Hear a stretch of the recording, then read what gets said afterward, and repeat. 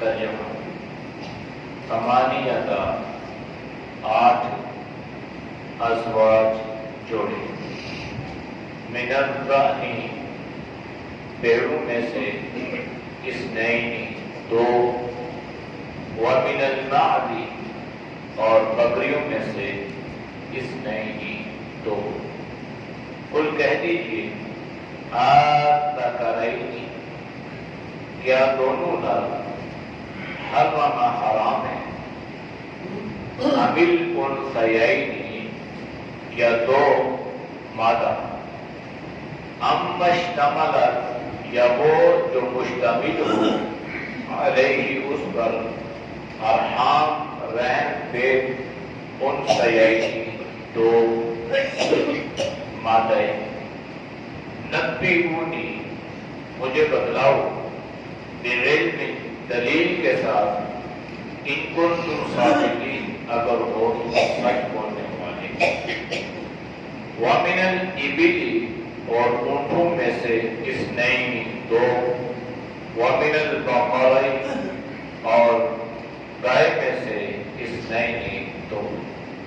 قل کہہ دیجیے الذکرین کیا دونوں نر حرام ہے، ام الانثیین یا دو مادہ یعنی مؤنث، ام اشتملت یا وہ جو مشتمل ہو علیہ اس پر ارحام الرحم پیٹ انثیین 2 مادوں میں سے، ام کنتم یا تھے تم شہداء موجود، اذ وصاکم اللہ جب اللہ نے تمہیں حکم دیا بہذا اس بات کا، فمن اظلم بس اس شخص سے بڑا ظالم، ممن افترا وہ شخص ہے جو بہتان باندھے علی اللہ اللہ پر کذبا جھوٹا،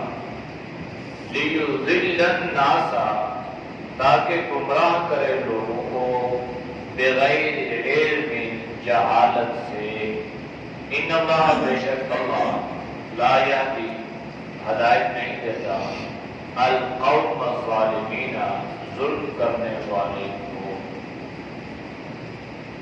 آیات کا ما قبل آیات کے ساتھ ربط اور تعلق یہ تھا، ما قبل آیات میں اللہ نے مشرکین مکہ کے اس قول کی تردید فرمائی تھی جنہوں نے بعض جانور اپنی مرضی سے اپنے اوپر حلال قرار دیے تھے اور بعض کو حرام کر دیا تھا۔ بعضوں کے بارے میں ان کا نظریہ یہ تھا کہ وہ صرف خاص مرد استعمال کر سکتے ہیں، عورتوں پر ان جانوروں کا گوشت کھانا حرام ہے۔ اب اللہ نے جواب یہ دیا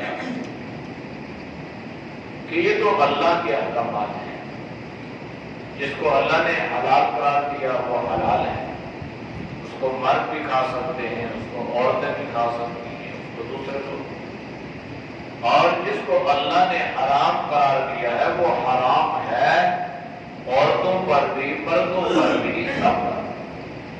تو یہ ان کی اپنی تقسیم تھی، اپنی مرضی تھی، تو اپنی مرضی سے گویا انہوں نے حلال اور حرام کے احکامات کو تقسیم کر دیا تھا۔ تو اللہ نے آج کی آیات میں ذکر فرمایا ثمانیۃ ازواج، ثمانیہ 8 کو کہتے ہیں، ازواج زوج کی جمع بمعنی جوڑے۔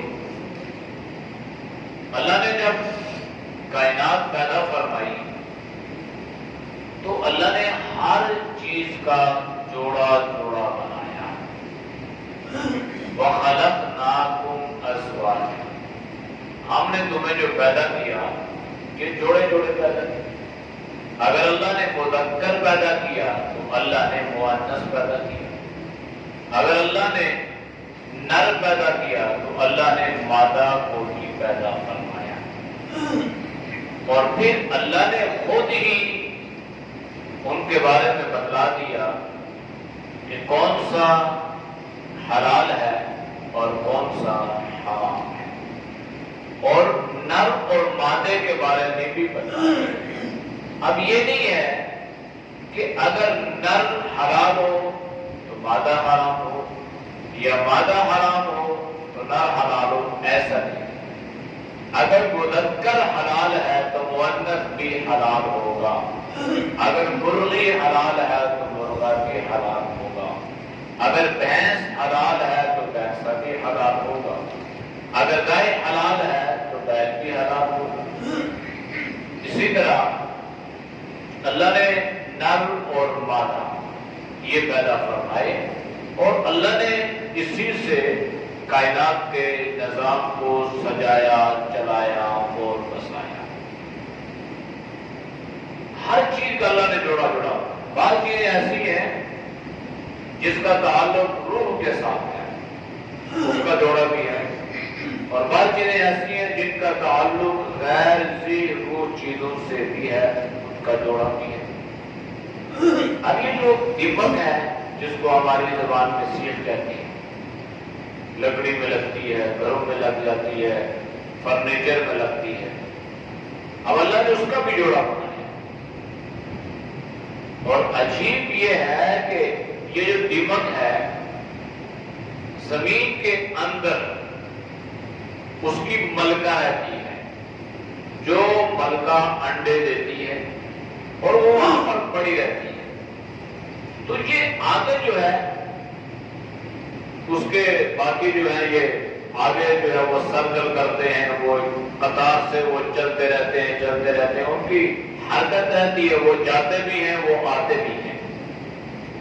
تو اب وہ جو ملکہ ہے نا، ملکہ، تو اس کے پاس بادشاہ بھی جاتے ہیں۔ اب وہ ہے زمین کے اندر، وہ 4 فٹ کی گہرائی پہ ہے، وہ 5 فٹ کی گہرائی پہ ہے، لیکن وہ ہے۔ اور اس پر باقاعدہ تحقیق کی گئی، اور قرآن کریم کی آیت سے یہ ثابت ہوا کہ اللہ نے جو فرمایا نا کہ اللہ نے جوڑے بنائے ہیں، تو اس دیمک کا بھی اللہ نے جوڑا بنایا ہے۔ اب وہ جو اچھا ہوتا ہی ہے نا، اگر آپ ڈوئیاں پھینکتے ہیں تو اوپر سے تو وقتی طور پہ وہ ختم ہو جاتی ہے، لیکن کچھ عرصہ کے بعد وہ پھر شروع ہو جاتی ہے۔ اس کی وجہ یہ ہوتی ہے کہ وہ جو ملکہ ہے نا، ملکہ جو روزانہ تقریباً 40,000 کے لگ بھگ انڈے دیتی ہے، وہ تو ابھی موجود ہے۔ تو جب وہ موجود ہے، وہ انڈے دے گی، وہ سلسلہ چلے گا، تو پھر اس ترتیب سے دوبارہ جو ہے کچھ عرصہ کے بعد دیمک جو ہے وہ لگ جاتی ہے، سیخ لگ جاتی ہے، اس سے چھٹکارا بڑا مشکل ہوتا ہے۔ تو پھر اس پر تحقیق ہوئی، اور تحقیق کے بعد انہوں نے کہا کہ بھئی ملکہ تک پہنچنا ہے۔ پھر یہ جو آج کل آپ نے دیکھا ہوگا ڈرل مشین کے ذریعے سے فرش میں سوراخ کیے جاتے ہیں، تو یہ جو سوراخ کیے جاتے ہیں اور اس سوراخ میں جو دوائی ڈالی جاتی ہے، وہ اس مادہ کو مارنے کے لیے ہے کہ جب تک وہ نہیں مرے گی تب تک یہ چیز ختم نہیں ہوگی۔ تو وہ کس طرح مرتی ہے؟ وہ تب مرتی ہے جو بادشاہ نا، بادشاہ یہ جب باہر آتا ہے، یہ سرکل کرتا ہے، تو جب یہ اس کے پاس جاتا ہے اور اس بادشاہ کی دوائی وہ یا اچھوت مرد یہ اس کو لگتی ہے اور وہ ملکہ مرتی ہے۔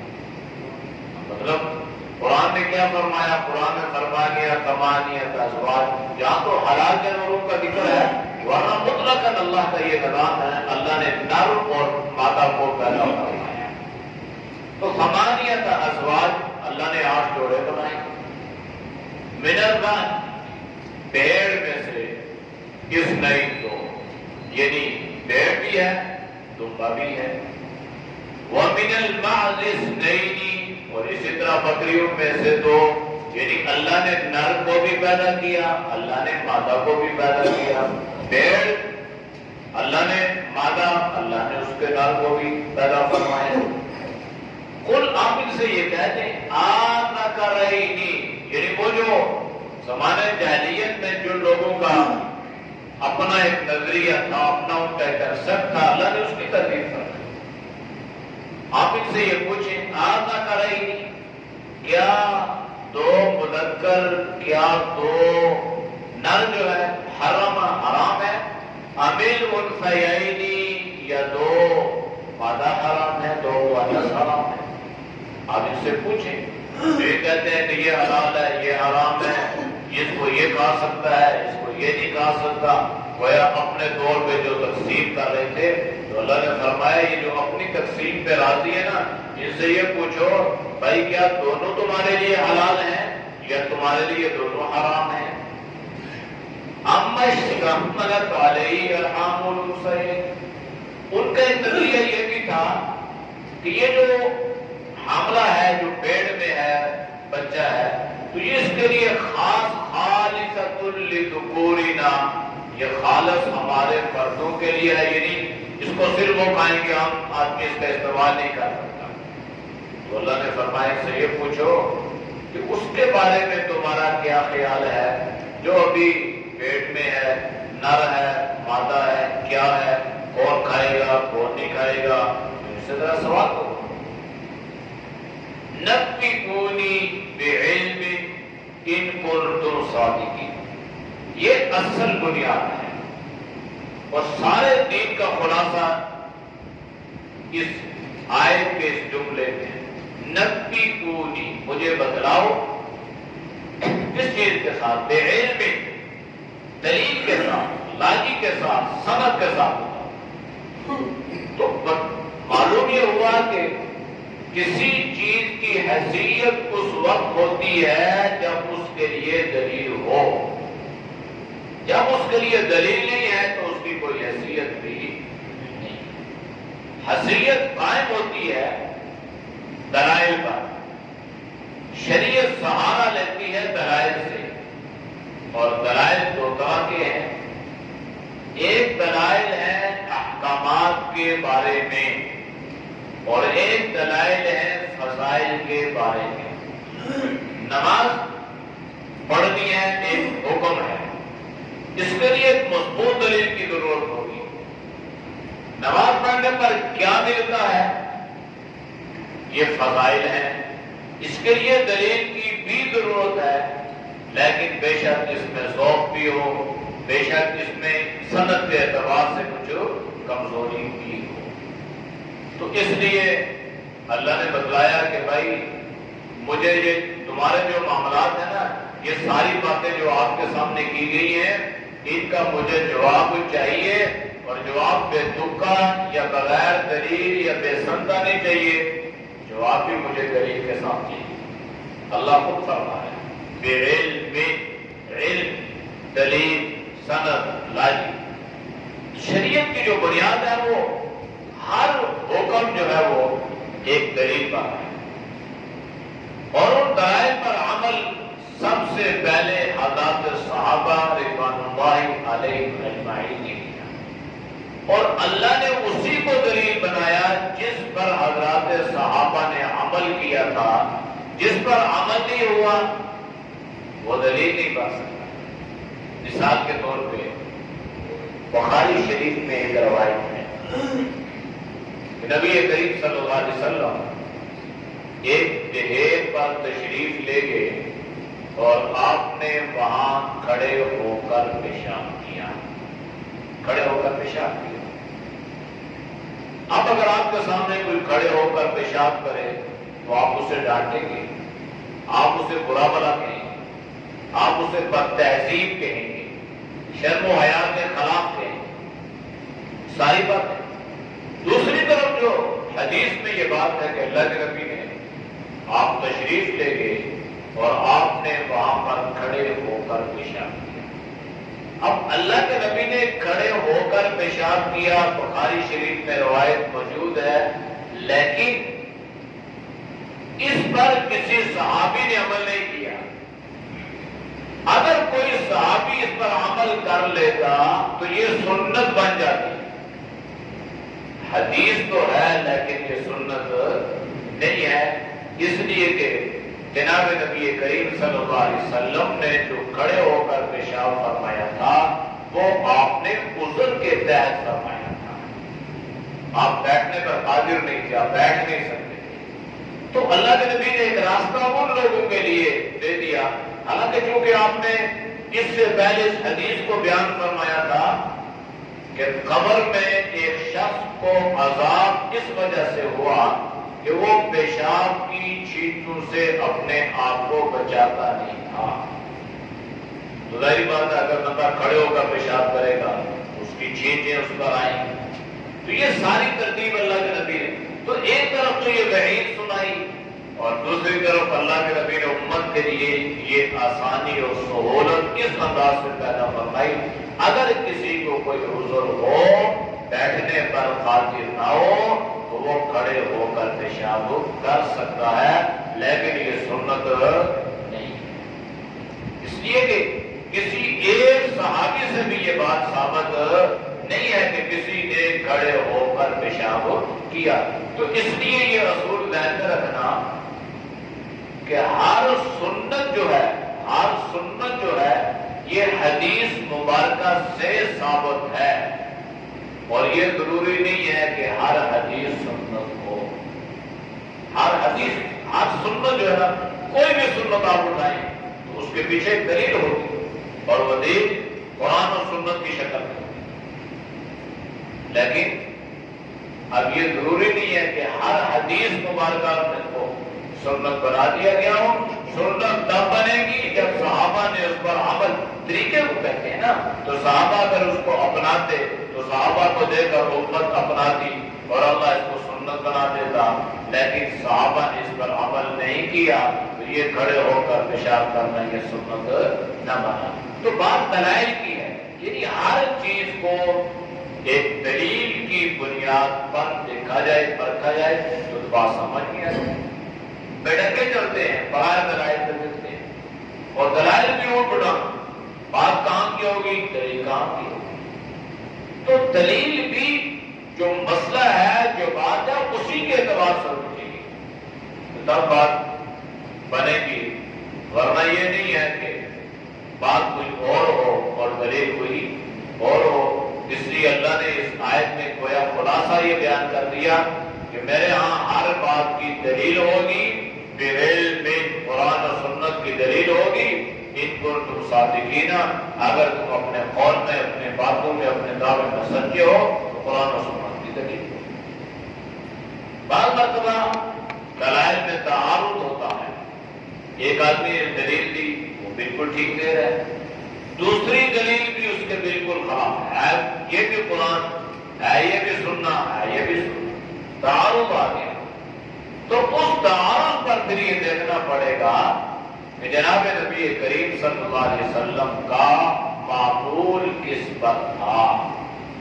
دونوں دلیل آپ کی جو ہے وہ زندگی کا اکثر حصہ جو ہے, یا آپ کی زندگی کا آخری حصہ وہ کس کیفیت میں گزرا, پھر دلائل میں ان چیز کو دیکھا جائے گا. بات مطلب ہے دونوں چیزیں جو وہ دلیل میں آج اللہ کے نبی نے یہ بھی کیا, یہ بھی کیا.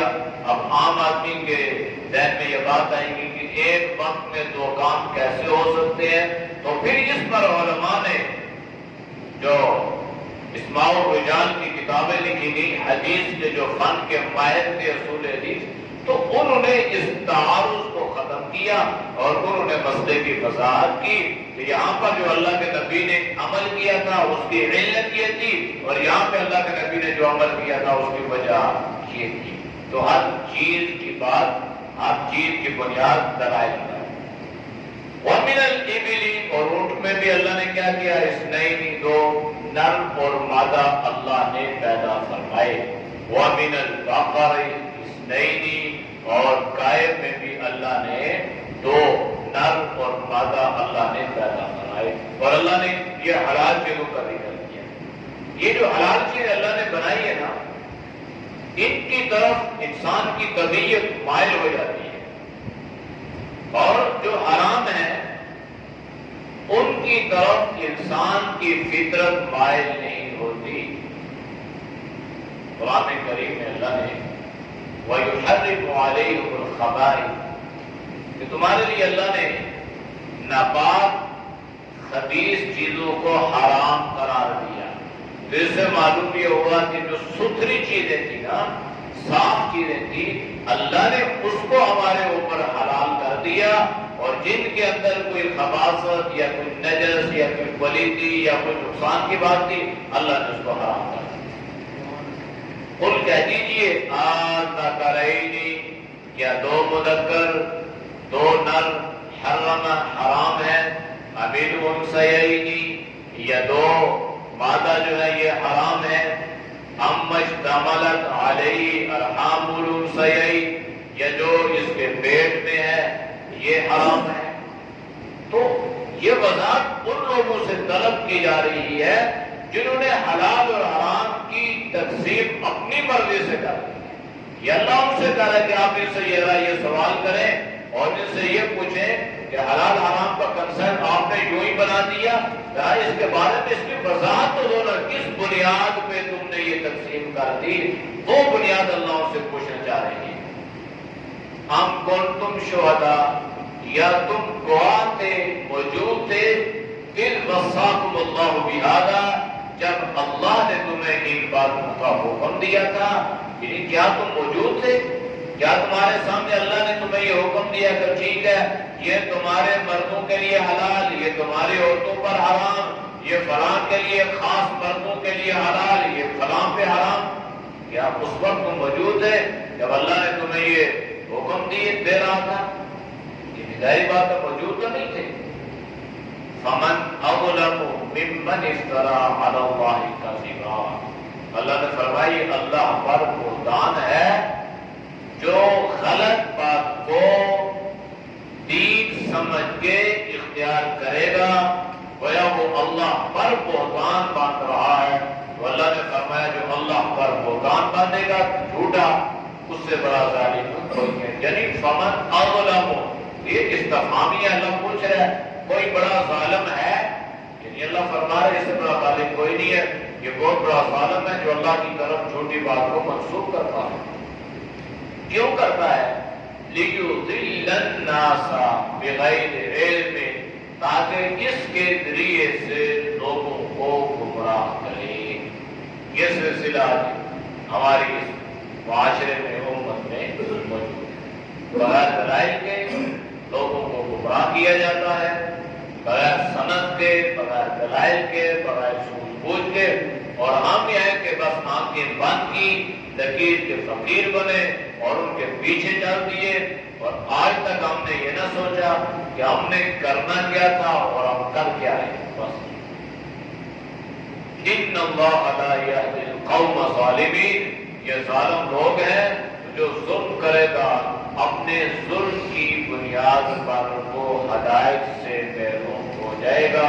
اس لیے کسی طرح کا ظلم جو ہے یہ اللہ کو پسند نہیں ہے اور نہ ہی اللہ ظلم کو برداشت کرتے ہیں. اعوذ باللہ من الشیطان الرجیم، بسم اللہ الرحمن الرحیم. ثمانية أزواج من الضأن اثنين ومن المعز اثنين قل الذكرين حرم أم الأنثيين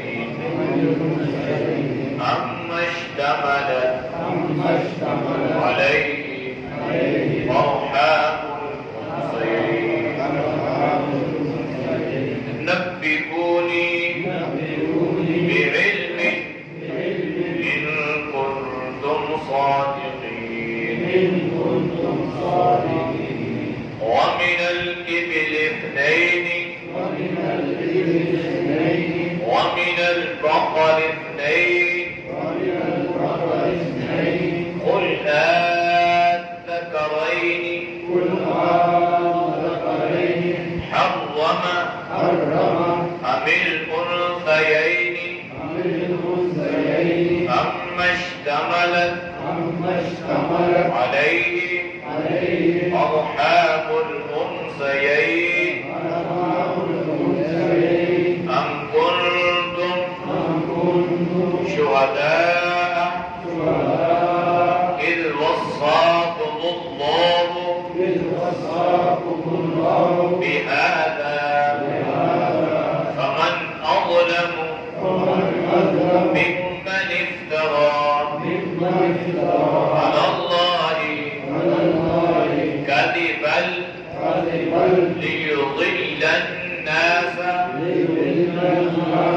بغير علم إن الله لا يهدي القوم الظالمين. الحمد لله والعاقبة للمتقين والصلاة والسلام على نبي الدين وعلى آله وصحبه أجمعين. یا اللہ ہم سب کے صدق کے اندر کو معاف کرنا، گناہوں سے حفاظت کرنا، نیک اعمال کی توفیق نصیب کرنا. یا اللہ برے اعمال سے، برے خیالات سے، برے راستوں سے، برے شعبوں سے اللہ تو ہم سب کی حفاظت کرنا. یا اللہ ہمارے والدین کی حفاظت کرنا. یا اللہ تو ہم سب کو رزق حلال عطا فرما، رزق حلال میں وسعت عطا فرما. یا اللہ ہر طرح کے ناپاک سے، حرام سے، نجس چیزوں سے اللہ تو ہم سب کے حفاظت فرما. یا اللہ ہر طرح کی مکروہات سے بھی اللہ تو ہم سب کے حفاظت فرما. قرآن و سنت پر عمل کی توفیق نصیب فرما. یا اللہ اس کے خلاف جتنے بھی راستے ہیں اے اللہ ان راستوں سے پوری امت کے حفاظت فرما. یا اللہ ہماری دعاؤں کو اپنی درگاہ میں قبول فرما. جو بیمار ہیں گھروں میں، اسپتالوں میں، مرد ہیں، چھوٹے ہیں، جانے والے ہیں، جانے، یا اللہ اپنے فضل سے، اپنے کرم سے سب کو شفاء کلی عطا فرما. یا اللہ تو سب کو صحت کام کا عاجل مستقبل دائمہ نصیب فرما. یا اللہ جو بیماری کی وجہ سے پریشان ہیں اللہ اپنی پریشانی کو دور فرما. یا اللہ تو سب کے ساتھ عافیت والا تعلق فرما. یا اللہ کرم والا معاملہ فرما. یا اللہ ہر امتحان سے، یا اللہ ہر آزمائش سے اللہ تو ہم سب کے حفاظت فرما. صلی اللہ تعالی علیہ وسلم وعلی آلہ وصحبہ اجمعین برحمتک یا